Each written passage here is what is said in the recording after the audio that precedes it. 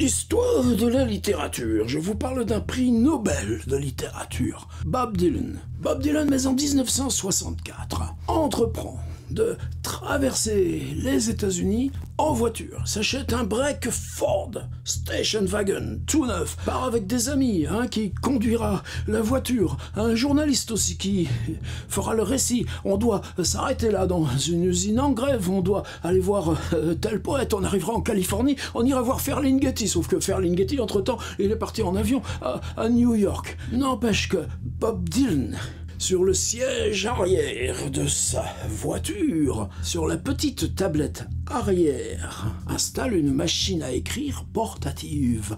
Bob Dylan invente la voiture à écrire. On dit même qu'il y a un autoradio, qu'une fois là, dans plein désert, dans l'Arizona, on entend quoi? On entend les Beatles, c'est la première fois, et lui se met à danser en pleine route. Quand il arrivera à Los Angeles, son premier achat, ce sera une Stratocaster, sa première guitare électrique. Oh, la trahison!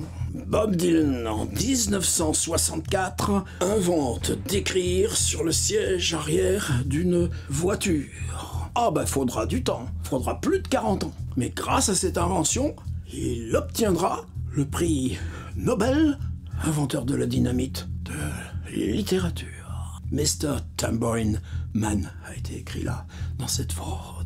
Faut bien que je dise des belles histoires quand même, ici aussi.